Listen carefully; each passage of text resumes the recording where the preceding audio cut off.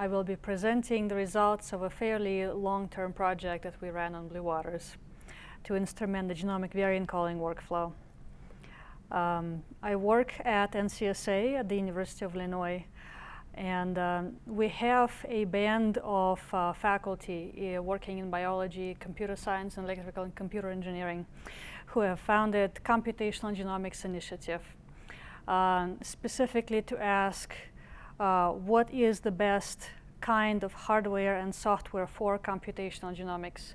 And we like to think fairly long-term in this initiative, which is to say, how should we structure our work in the science of computational genomics so that it performs the best on the hardware architectures of tomorrow, so whatever coming next in 5, 10, 20 years. And how should we develop the hardware and software appropriately for that? We started out this particular variant calling project as a small exploratory allocation in 2013, and it sort of grew as we were doing more and more scaling up. And now in January 2016, it is finally complete. I made a number of presentations as we have been acquiring data. And now I would like to use this time to give an overview and really give it more of a biological context and report on the most recent results. So we will touch on the nature of genomic variant calling, why we think it's important, and why does it require a petascale computer. I've presented some workflow management issues last year. Therefore, this year I will be focusing on some data management issues. And finally, the outlook. What are the conclusions we were able to draw from these results in terms of the HPC for computational variant calling in the future? So let's talk about genomic variant calling at first. As Tandy very aptly discussed only a few minutes ago, genomic variant is difference in the genetic code. So if we sequenced Brett and we sequenced Victor, they're both Caucasian males, and you would think they're the same, but they're not identical. So there will be little insertions, deletions, substitutions of letters along this very long sentence that is genomic code. Some of the variations will be more complex, so there will be inversions and translocations. And the objective of the genomic variant calling is to identify what makes one genomic sentence different from the other. Even a single variant in a single gene can result in a very drastic change in phenotype. This is particularly true in Mendelian diseases, which is their definition, disease that is determined by a single mutation in a gene. So the National Human Genome Research Institute has founded Centers for Mendelian Genomics, where in the course of the past 4 or 5 years, they've sequenced over 20,000 human exomes. An exome only covers the protein coding regions in the genome, which in humans is only about 2%. But even so, this amount of sequencing results in the order of hundreds of terabytes of data. This becomes more Petascale-like once you graduate to whole genome sequencing, which becomes important for complex traits, which is what we tend to be interested in usually. So body mass index, height, lots of complex diseases such as Alzheimer's, diabetes, stroke, very expensive diseases for the society, as well as the extremely complex traits such as the intelligence and fertility. Those are governed by multiple variants that frequently interact, and they also frequently reside in the regulatory regions, not in exons, so you have to perform whole genome sequencing. And so again, NHGRI founded the Common Disease Genomic Centers, who have announced the plan to sequence up to 200,000 whole human genomes in the next few years. And that brings us to the scale of, tens of petabytes of just the input data alone. We're not even talking about what happens during the analysis of these data. These are just the sequencing data coming off the machine. So what if we decided to perform sequencing on a sustained basis? What if we had to genotype every baby being born, which in the state of Illinois alone would be about 500 whole human genomes per day? This is not entirely outside the realm of reasonable possibility, considering that we've been running the Obama's Precision Medicine Initiative since 2015. By we, I mean, the society, the United States of America.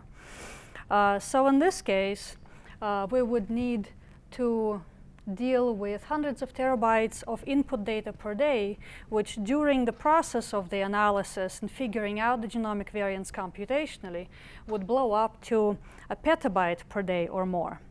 And now we're in the situation where every day data arrive, blow up to a petabyte. Now you have to put them somewhere, move them off to prepare for the next day of sequencing. And this does not end with the humans. I want to make this very clear. We like to talk about humans because it's important, and we like ourselves, and we like to be healthy and live long lives.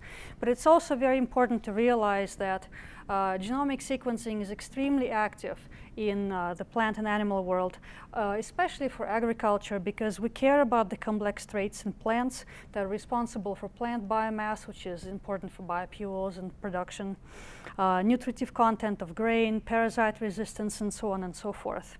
And there are ongoing projects also at a very large scale in the plant and animal kingdom.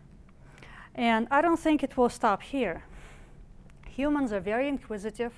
We are very curious. We want to understand the nature of biodiversity.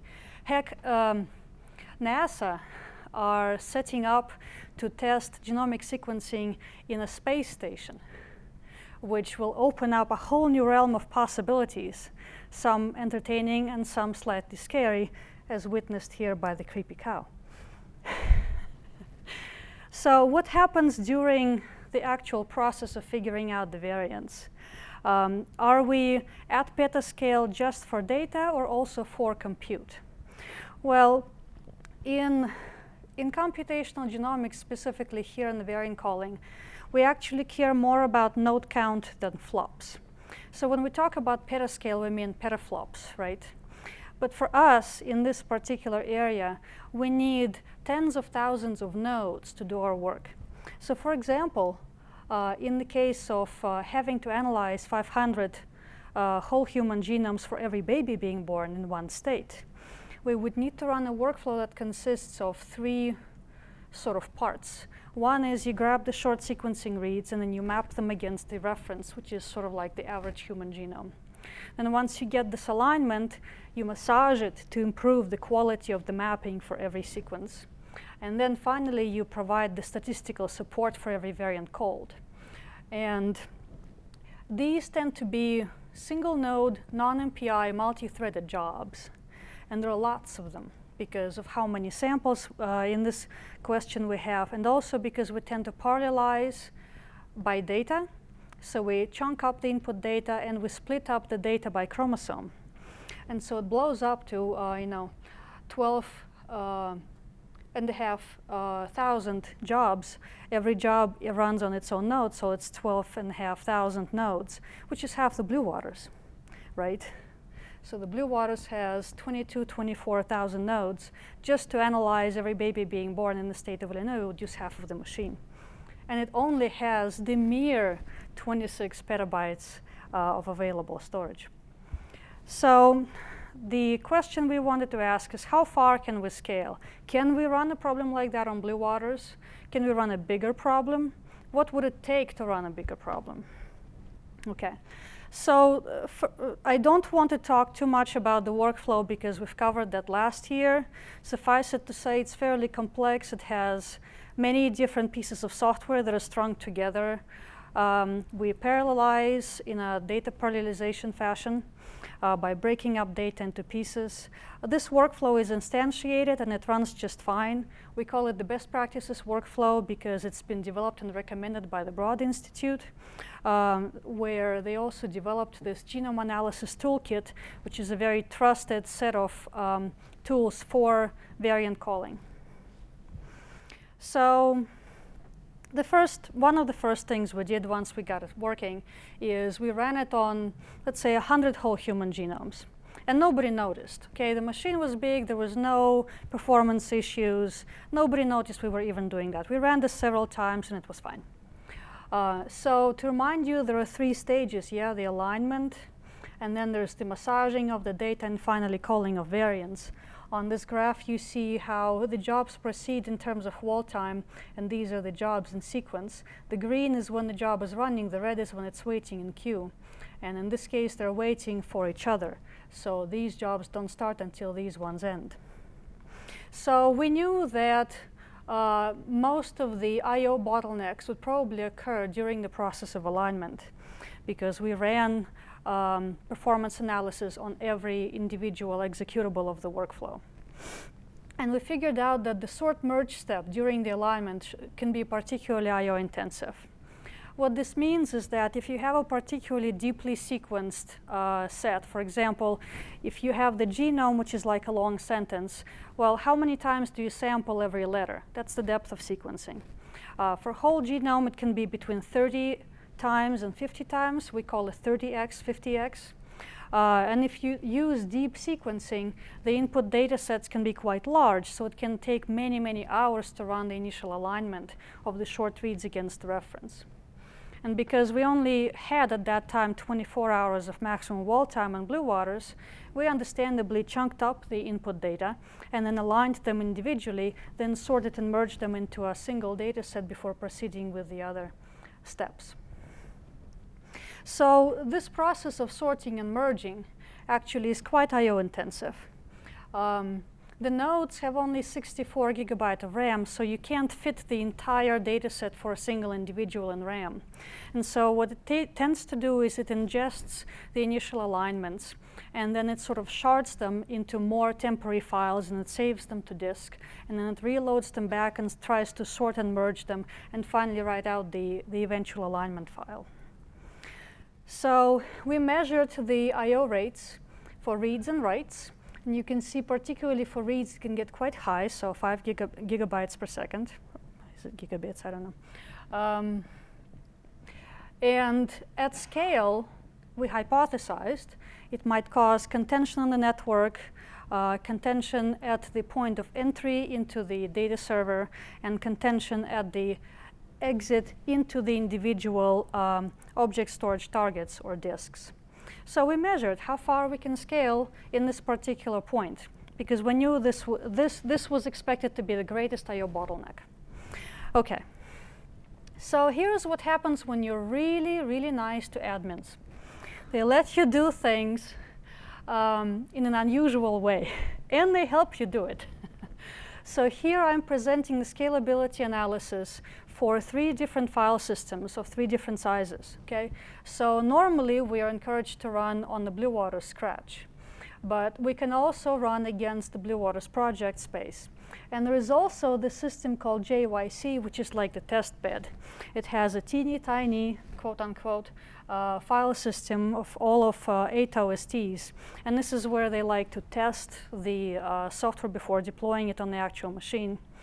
And so I ran a scalability analysis where I progressively increased the number of concurrent NovaSort instances and measured wall time that it takes. And of course, it increases as I increase the number of NovaSort instances, because the processes begin to fight with each other for I/O bandwidth.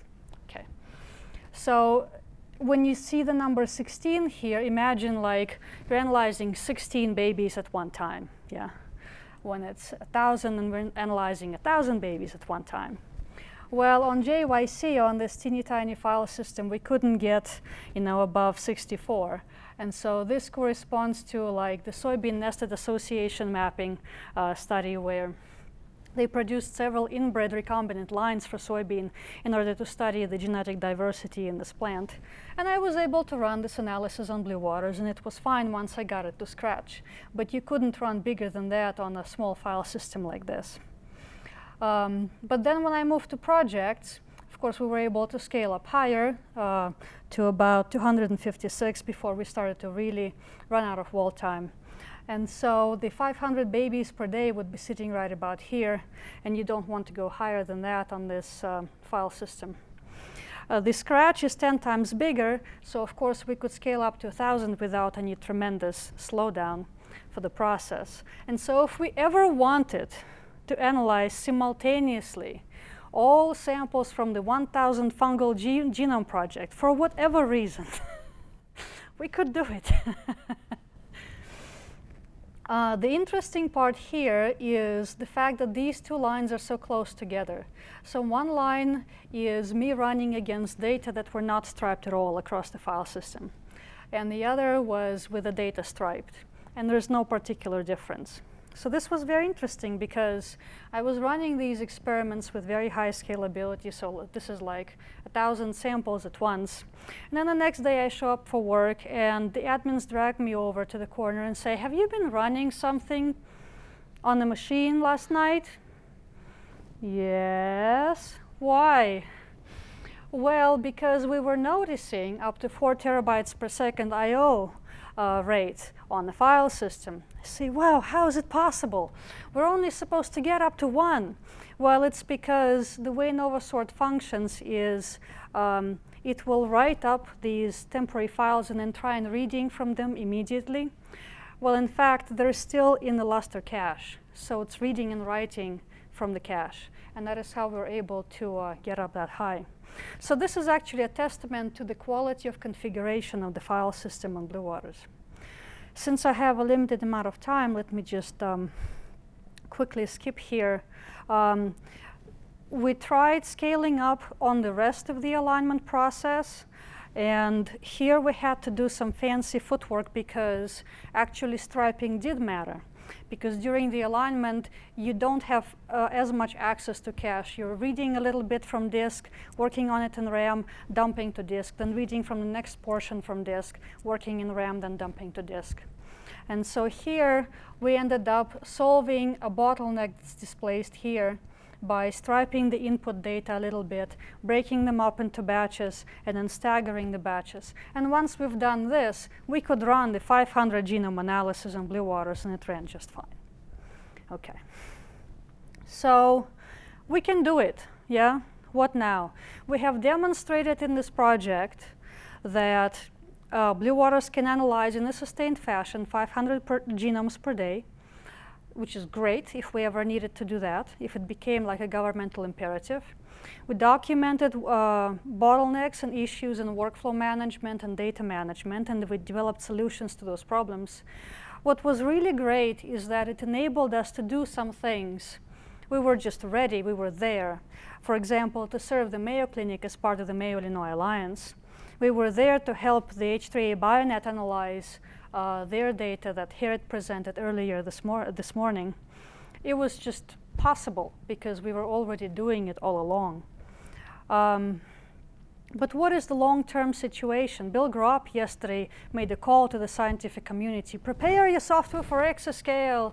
You have to tell NSF to figure out what kind of computer they should build for you and so forth. And indeed, in the field of computational genomics, especially for variant calling, we have been thinking about this. Especially the private companies have been writing ultra-fast monolithic workflow solutions. They're monolithic because they're not real workflows, but like a single executable, so you don't have to manage the workflow.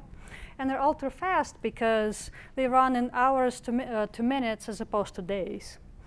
And indeed, we've validated them, some on Blue Waters, some on other machines. And the concordance to the best practices workflow is indeed excellent. And the performance is also excellent. So you might say, what's the problem? Let's start using them right now. Well, they don't eliminate the problem with the input data. 40 petabyte of input data is still 40 petabyte of input data. So you still need a Petascale computer to analyze them because you've got to put them somewhere. Number two, the medical community is very conservative, and they won't just adopt a new piece of software without validation, especially if it's not open source. So I'm afraid we're stuck with the best practices workflow for at least another few years while these newer solutions are getting traction. And then in terms of making big data into small data, well, that's a computer science challenge. We should stop encoding genomic code into letters. We should start using binary format. We should be compressing it, computing on compressed data. This seems like trivial, but we are scientists. We provide domain expertise, and we need to do science in genomics. We're not computer scientists. It takes decades to acquire expertise to do genomics. And that time is not available to do computer science. And so if we did want to ask NSF, well, what can you do for us, or tell them what to do for us, the first and foremost is absolutely HPC expertise and a dedicated support team on the next generation of the Blue Waters or another computer is absolutely essential. We just can't do our science without the support team. It is not possible. I'm looking at you guys. It would be highly desirable for genomics to have more RAM so that we wouldn't have to read and write from the file system. That eliminates that bottleneck. We want also desirably to have internal storage on the nodes. Again, that eliminates the bottleneck of transporting the data across the interconnect. And we want to have lots and lots of cores. So 32 has been very pleasant on Blue Waters. If we could go to 64, that would be awesome. So acknowledgements, as always, very large teams were involved. Nearly the entire Blue Water support team. They're sick of seeing my face, I'm sure. Lots of people from CompGen Initiative and Institute for Genomic Biology. Even the H3A Bionet have helped us with their insights and criticisms, as well as the CRE. Thank you very much.